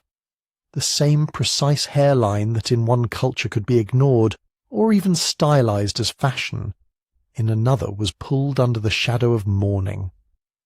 Now we slide east again, this time toward China and the broader East Asian world, where the face itself became a kind of map. In Chinese physiognomy, mianxiang, face reading, the human face is divided into zones, each associated with a different span of life and a different set of fortunes. The upper third around the forehead is tied to youth and early luck. The middle third is linked to middle age, ambition, relationships. And the lower third, the jaw, the mouth, the chin, belongs to later life, stability, legacy, the final chapters of a person's story. In that framework, the chin is not just a piece of bone, it is a forecast. A full, well-proportioned chin might be read as a sign of security in old age, of authority, of a peaceful retirement surrounded by descendants. A very receding chin, or a chin that seems sharply cut off, might be interpreted as a warning, potential difficulties in later life, or instability, or loneliness. Details could be piled on. A small central groove might suggest stubbornness or complexity. An asymmetrical jaw could be woven into narratives about divided loyalties or internal conflict. A high or low hairline in some readings might be linked to early opportunities or obstacles. None of this rests on genetic data or developmental biology. It's part of a long cultural practice of reading outside from inside, of tying fate to the surface. In that sense, it's not so different from the Persian poet's chinwell or the European superstition about widows' peaks. But here the system is formalized. Manuals, diagrams, tutors, lineages of practice. And this impulse, to let anatomy stand in for destiny, kept spreading. By the 18th and 19th centuries in Europe, a new set of self-described scientific traditions tried to drag these intuitions into the laboratory and the courtroom. Physiognomy claimed that a person's character could be read directly from their facial structure. The angle of the jaw, the set of the mouth, the spacing of the eyes. Phrenology went a step further, feeling the bumps and depressions of the skull to diagnose traits like aggression, generosity, or deceit. Chins and hairlines were not spared. A strong forward-jutting jaw might be described as noble in one text, brutish in another. A low forehead could be labelled primitive. Certain nose shapes and brow ridges were catalogued as signs of criminal tendency. Hairlines, too high or too low, might be folded into portraits of cunning or weakness. Some thinkers pushed these ideas into full-blown systems. Figures like Cesare Lombroso in the late 19th century argued that you could spot a born criminal by looking at their head and face, as if morality had a stable set of geometric coordinates. He claimed that receding chins, heavy jaws, and other features were throwbacks to earlier, more savage stages of evolution. Today, these claims are recognized as pseudoscience, not supported by rigorous data, heavily shaped by prejudice, and remarkably good at confirming the biases of the people doing the measuring. But at the time, they were taken seriously enough to influence policing, courtrooms, immigration policy, and popular fiction. It wasn't just about classification, it was about power. If you believe a certain jawline signals criminality or low intelligence, you don't have to wait for someone's actions. You can treat them differently on sight. You can exclude, fear, or punish based on bone rather than behaviour. Critics saw this danger even then. The 18th century writer Georg Christoph Lichtenberg famously warned that by trusting physiognomy too much, you risked hanging children before they have done the deeds, judging futures from faces. That phrase, hanging children, is stark, but the violence he was pointing to was often quieter than a noose. It lived in the way people were hired or not hired, trusted or watched, loved or avoided. It lived in the kind of attention certain faces received and the kind they did not. Once you start looking, you can see this pattern everywhere. The Persian lover falls into a chinwell and loses his autonomy, but he does so willingly, poetically. The widow's peak foretells sorrow, and in some households that might mean a child grows up under the soft pressure of other people's expectations. The face reader traces lines and decides whether someone will prosper. The physiognomist and the phrenologist add rulers and calipers and pretend the verdict is objective. Underneath all of these stories, one simple event has been repeated. Someone looked at a tiny variation in anatomy and decided it meant more than chance. A dimple became destiny. A hairline became an omen. A jaw became a moral compass. Modern genetics doesn't support that leap. We know that cleft chins and widow's peaks and cheek dimples are influenced by networks of genes and by the way tissues grow and fuse in the womb, not by hidden moral codes. We know that the same traits can appear in kind people and cruel ones, in the generous and the selfish, in the lucky and the unlucky, with no reliable pattern. But cultural stories are sticky. They linger in the background even when we no longer consciously believe them. A sharp widow's peak still gets cast more often than chance on movie villains. A deep chin cleft is still shorthand, in some casting offices for a certain kind of leading man. Faces are still quietly sorted long before words are spoken. This is the soft edge where poetry blends into prejudice. The same imaginative energy that lets a Persian poet turn a chin into a love trap can, in a different context, help someone justify suspicion or disdain based on a jawline. Reading character from anatomy may feel like a harmless game, especially when framed as art or tradition. But history suggests that the line between metaphor and judgment is thinner than it looks. Once a feature is given a story, it can be hard to look at it and see only bone, only hair, only skin. In the next part of our journey, we'll watch how these older stories slide forward into the present, into movie posters and comic books and advertising campaigns. How Hollywood jaws and villain hairlines keep recycling ancient ideas, and what that means when you look in the mirror and wonder what, if anything, your own face is saying about you. By the time we reach Hollywood, a lot of those older ideas have shed their overt superstition and put on a tuxedo. We're no longer talking about phrenologists with calipers or village whispers about omens. We're talking about casting calls, lighting tests, and studio publicity departments quietly deciding which faces feel like hero, which faces feel like threat, and which faces are there to make you relax. And those same tiny anatomical quirks, chin wells, widow's peaks, cheek dimples, are still doing heavy symbolic work. Think about the classic leading man jaw.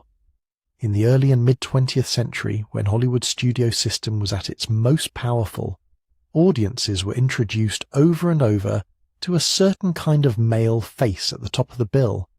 Square jaw, strong cheekbones, and very often a deep cleft in the middle of the chin. Kirk Douglas, Cary Grant, later John Travolta. Movie magazines lingered on their profiles, their smirks, that neat vertical groove or dimple between the lower lip and the jawline. Style writers and fan columns didn't just notice this, they celebrated it. The cleft chin became one of the features on some very handsome faces, a kind of masculine signature. On paper, a cleft chin is just an incomplete fusion of the two halves of the lower jaw, or a little notch in the overlying soft tissue. A minor developmental quirk. But in the visual language of the Golden Age, it was read as something else. Resolve, strength, a dash of roguish charm.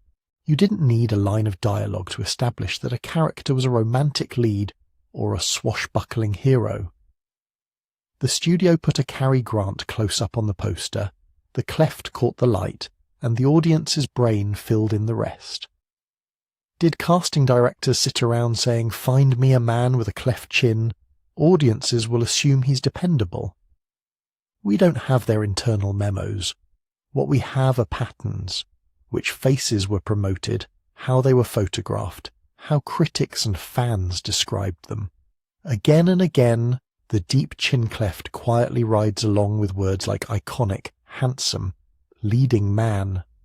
Of course, not every classic star had one, but enough did that the association stuck. The chin well of Persian poetry where lovers fell helplessly in had become, in Los Angeles, something like a seal of box office bankability. On the other side of the moral spectrum, another old association was getting a glossy cinematic update. Enter the widow's peak.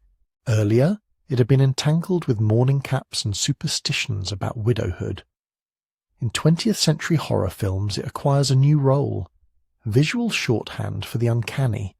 Universal's makeup artists in the 1930s, especially Jack Pierce, took that natural V-shaped hairline and turned it into a deliberate design choice. They shaved back temples, painted on exaggerated points, and suddenly Bela Lugosi's Dracula has that stark triangular hairline swooping down over his pale forehead. The silhouette is unforgettable. Cape, collar, and a forehead framed by a dark predatory V. After that, the code writes itself. Want the audience to know, at a glance, that someone is not entirely trustworthy, perhaps not entirely human? give them a sharp widow's peak. Later Draculas keep it. Werewolves, mad scientists, supernatural villains in cartoons and comics. Time after time, the pointed hairline is part of the costume. Even when the mood is playful, the echo's there. Eddie Munster, the little boy vampire wolf on 1960s television, has an outrageously exaggerated peak that turns horror into parody. He's a child-safe remix of Lugosi. Same V, smaller fangs. Over decades, this repetition builds a reflex, a widow's peak that might, in another context, be ignored or even coveted as stylish becomes, in Western genre storytelling, ever so slightly ominous. A small V of hair is now part of the way we draw villain in our heads. Notice how asymmetrical this is.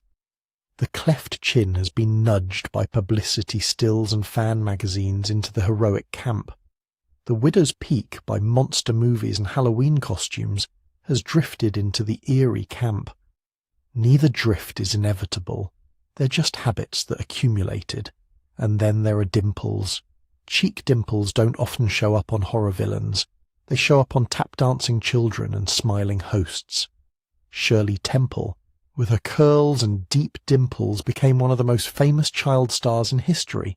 Promotion photographs caught her mid-laugh, 2 little hollows bracketing her mouth, and the visual message was unmistakable. Innocence, sweetness, unthreatening joy.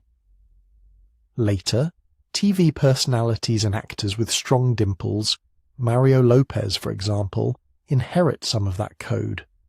The camera cuts to a grin, the cheeks crease, and the temperature in the room drops a few degrees. Advertising leans into this. When you want a face to feel friendly, approachable, trustworthy, you light it to catch the dimples and smile lines. Even without knowing anything about muscle insertions in the cheek, the audience reads those indentations as this person is safe, kind, fun. Put these 3 little traits side by side and a sort of unconscious taxonomy starts to emerge.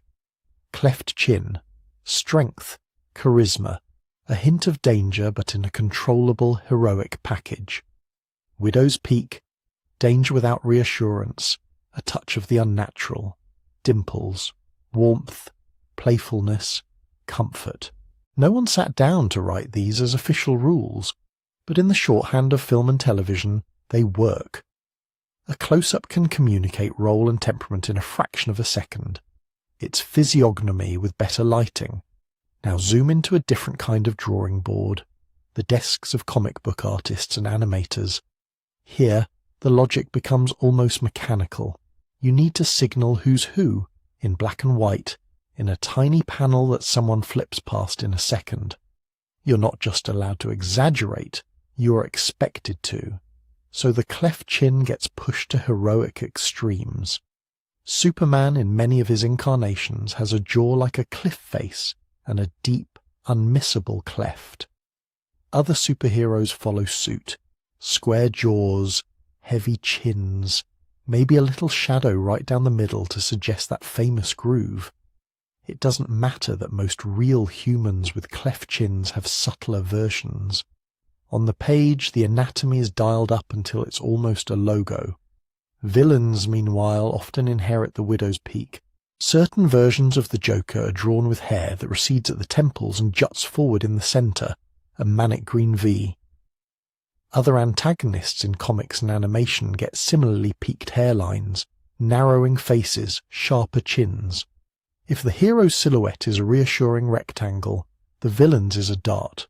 These are, at heart, efficiency tools. A reader turning a page doesn't have time to parse nuanced bone structure.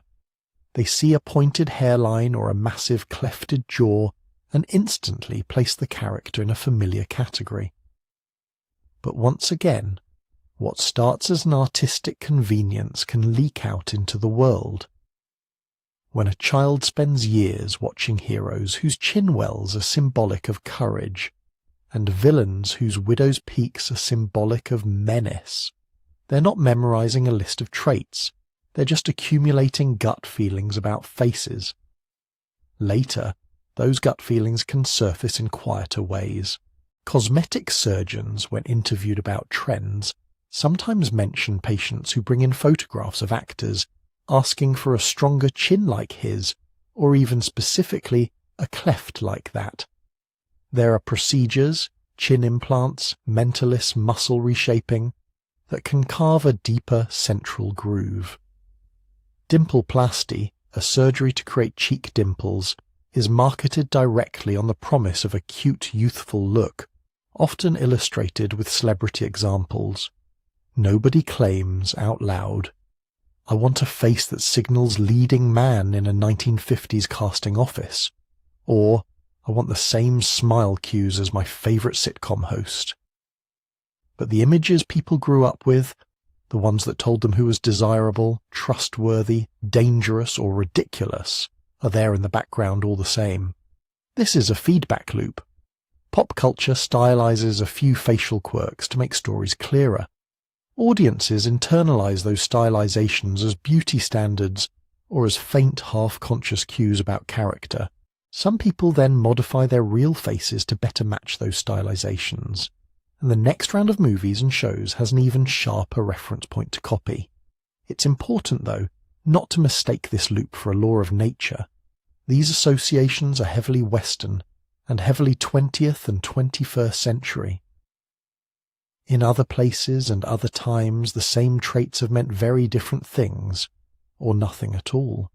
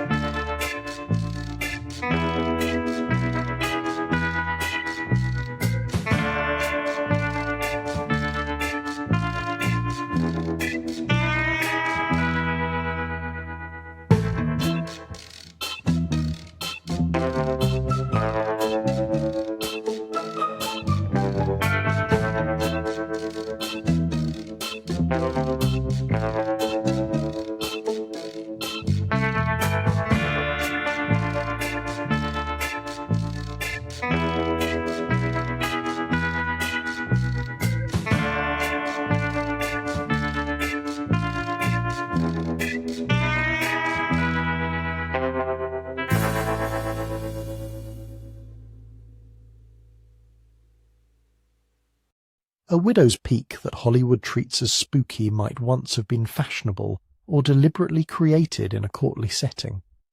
A cleft chin that Persian poets adored as a trap for the heart might, in another tradition, be barely worth a mention compared to the slope of the nose or the spacing of the eyes. Dimples that American advertising sells as cute might elsewhere be wrapped up in ideas about modesty, luck, or simply remain unremarked.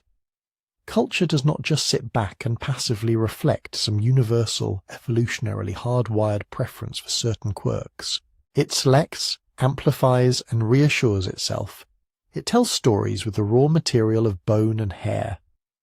In the next part of our journey, we'll step outside the studio system altogether. We'll leave the casting couch and the inked page, and look at your own face in a broader frame. How much of what you see in the mirror is ancestry and probability? How much is the echo of other people's stories, and how little, in the end, has anything to do with fate? You can think of this whole episode as a slow pulling back of the camera. We started at the smallest scale.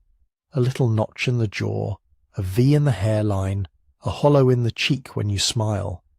Features your high school worksheet told you a dominance marching confidently through Punnett squares. Then we zoomed in further, past the worksheet and into the embryo, where those neat boxes fall apart. Muscles misalign by a millimetre, bones fuse just a little off-centre, fields of no hair on the forehead meet, or almost meet, in slightly different patterns. A dimple appears, a cleft takes shape, a widow's peak emerges. Not because a single gene barked an order, but because thousands of genes and a lot of molecular noise cooperated, or didn't, at just the right time. Then we pulled back again to evolution. to bottlenecks and migrations, to 3 human species spreading out from Africa, to Ice Age winters and tropical highlands, to the long, slow drift of jawlines and cheekbones, the quiet tug of local preferences, and the sheer indifference of natural selection to anything that isn't life or death. After that, we backed up into history and culture, poems, omens, casting calls, cartoons, the way societies decide that a certain curve of bone means courage, and a certain point of hair means danger, and a certain crease in the cheek means sweetness. Now we're almost all the way out. We're back at the bathroom mirror, back at your own face. What does it really tell you? Not destiny, not really. Not in the way those classroom charts suggested. If you take modern genomics seriously, and the people who actually measure faces and genomes do, you get a picture that's both messier and more beautiful. When researchers scan thousands of people's faces with 3D cameras and then comb through their DNA, they don't find a cleft chin gene or a dimple gene sitting like a master switch. They find hundreds of little variants scattered all over the genome, some in the obvious places, genes that help pattern the skull, the jaw, the cartilage of the nose, others in places that, at first glance, have nothing to do with the face at all. Each of these variants nudges something. A fraction of a millimetre more width here, a slightly steeper angle there. A 2024 study that looked at almost 1,000 separate facial measurements in more than 11,000 people found more than 200 genetic signals. And even then, the best explained trait was still mostly unexplained. A handful of DNA changes might account for, say, 7 or 8% of why one nose is shaped differently from another. 7 or 8%. The rest is other genes, and other genes interacting with those genes, and developmental timing, and the randomness of which cells happen to divide when and how you grow, and what happens to you over a lifetime. This is the opposite of the tidy one-letter, one-trait story. Dimples can appear in a child whose parents don't have them. A cleft chin can skip generations and then pop up again. A widow's peak can be strong in youth and then blur into a straighter hairline as hair thins or shifts. There's heritability, yes, families do tend to share certain looks, but it's statistical, not scriptural. At the population level, patterns are clearer. Certain jaw shapes, nose bridges, forehead contours are more common in some ancestries than others. That's where those genome-wide studies actually shine. They can say, on average, people from this region tend to have these facial proportions, and some of that is genetic drift. Some of it might be local adaptation. Some of it we can't yet explain. But they can't tell you why you, specifically, have a dimple in your left cheek and not your right, or why your widow's peak is sharp while your siblings is barely there. We don't have that level of understanding, and we may never, because at some point the story stops being about genes and starts being about contingency, about the beauty of it just happened this way. Every face is the outcome of millions upon millions of tiny molecular events that could have gone differently. A protein folds a little slower or faster. A cell migrates a bit further before it stops. An early blood vessel twists to the left instead of the right. None of these things are dramatic enough to make the news in an anatomy textbook. Together, they carve that tiny groove in your chin or decide where your hairline will turn. If you had been rebuilt from the same parents a second time, same sperm, same egg, same ancestry, the big strokes would likely be familiar. People would recognize you. But the details, the exact crease of your smile, the depth of a dimple, the angle of a V in your hair, might not be identical. They're that sensitive to noise. And yet, instead of being comfortable with noise, humans tend to reach for meaning. We love patterns. Our brains are pattern-seeking machines. It's one of the reasons our ancestors survived those long, thin centuries after the bottleneck. Notice the connection between a certain cloud and a coming storm, between a certain track and a dangerous animal, between a certain plant and an illness. The ones who saw patterns where they existed did better than the ones who didn't. The side effect is that we also see patterns where they don't really exist, or at least where they're much weaker than we'd like. We look at a widow's peak and invent stories about fate and temperament. We look at a cleft chin and infer courage. We look at dimples and read in kindness or mischief. We look at a family resemblance and explain it with a single dominant letter in a Punnett square, because that story feels cleaner than thousands of variants and developmental noise interacting in ways we don't fully understand. Our need to explain every feature, to give every quirk a purpose or a moral, says as much about us as it does about biology, sometimes more. Because as far as we can tell, evolution doesn't especially care about most of these details. They ride along, they hitchhike with other traits, they drift. Every so often, perhaps, a culture leans one way, prefers stronger chins or rounder faces or higher foreheads, and that shapes who has more children over a few centuries. Then the fashion changes again. What seems obviously attractive in one era or one region turns out, under closer inspection, to be very local, very contingent. Your face is not an essay written by natural selection in one clear language. It's more like a palimpsest, a layered manuscript.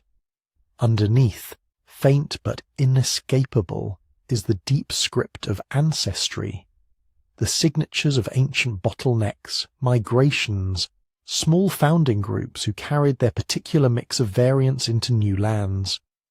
On top of that is the more recent writing of recombination, the way your parents' faces were shuffled and reshuffled into something new. And on top of that again, scribbled in softer ink, are the drafts written by culture, the meanings people around you have projected onto your features, and the meanings you've slowly taken on board yourself. So when you stand in front of a mirror and notice your own quirks, the little dent in your chin, the arc of your hairline, the way one cheek folds when you smile, you can, if you like, let go of the idea that each one has a clean little cause and a fixed little meaning. Instead, you can see them as traces of a jaw that only exists in our lineage because a small group of humans once outlasted a brutal climate swing hundreds of thousands of years ago.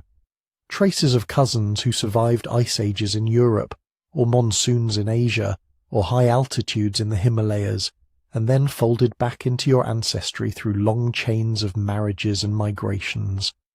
Traces of tiny embryonic decisions that left no record except the way your skin and bones sit together today, and traces of stories. The stories your culture tells about faces like yours. The ones you heard in fairy tales, in movies, in school corridors. The compliments that landed and the jokes that stung.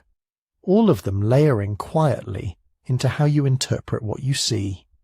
If the schoolbook view was that your face is a map of dominant and recessive alleles, a sort of simple code you could read off your features, the reality is gentler and more diffuse.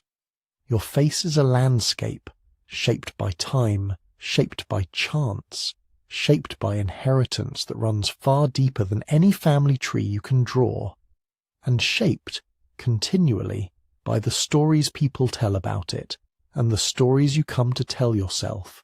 The next time you catch a reflection, and your eye goes straight to that one little oddity you've always wondered about, the off-centre dimple, the stubborn peak of hair, the chin that doesn't match anyone else's exactly, you're looking at something evolution never felt strongly enough to erase, something genetics can't yet fully account for, and something culture has been busy annotating for centuries. It doesn't predict your fate, it doesn't guarantee your personality, but it does connect you to deep history, to randomness, to the very human habit of weaving meaning out of whatever raw material we're given, including tonight the quiet, unremarkable miracle of your own face. If there's a single idea to carry with you from all of this, it's that evolution didn't forget to tidy up dimples, cleft chins, or widow's peaks. There was no grand housekeeping plan that somehow left these behind. There was just indifference. Natural selection is ruthless about anything that seriously harms survival or reproduction. But for small quirks that don't clearly help or hurt, tiny shifts in jaw fusion, the precise meeting point of hair suppression fields on the forehead, a little fold of muscle that pulls the cheek in when you smile, it mostly shrugs. Those details drift. They hitch rides with other, more important genes. They get nudged by thousands of subtle genetic variants that also influence other parts of the body, then shaped again by growth, age, and the simple randomness built into embryonic development. The universe is under no obligation to streamline your face, and that turns out to be quietly wonderful. Because it means there is room, huge amounts of room for harmless variation, for local fashions in jawlines that come and go, for family resemblances that only show up when your aunt laughs, or when the light hits your father's hairline just right, for a chin well praised in one culture, and a widow's peak whispered about in another, both riding on the same underlying biology that never cared much either way. Some of the same fragility that can, in rare cases, lead to serious craniofacial syndromes is also what allows the benign end of the spectrum, asymmetries, odd little notches, the unpredictable way a dimple deepens in one child and fades in another. When those outcomes don't meaningfully change who has children and who doesn't, evolution lets them stay, generation after generation, a quiet persistence of small things. And somewhere in that persistence is you, wherever you're lying right now, on a couch after a long day, in a dorm room far from home, on a mattress in a small apartment above a noisy street. Your face carries a history that isn't labelled anywhere, a mix of ancient bottlenecks, regional drifts, family shuffles, and developmental near misses, all converging on the features you know so well you barely see them anymore. If you feel like it, you can tell us where you're listening from. A city, a village, a ship at sea. And whether, in that place, tonight's topic lives on in your own face. Dimples or no dimples, cleft chin or smooth, widow's peak or straight hairline. If this kind of slow walk through science and history helps you drift off, you can tap like or leave a comment or subscribe so you can find your way back here next time. If you want to support the channel a little more, there's also the option to join as a YouTube member. Completely optional, always appreciated, never expected. For now, though, there's nothing you need to do. You can let the long stories fall quiet, let the big questions shrink back down to their proper size, and let your attention rest on something very small and very ordinary, the way your own face has, against all statistical odds, come to be exactly what it is right now. Let that be enough. Let the small things persist, and let yourself drift gently into sleep.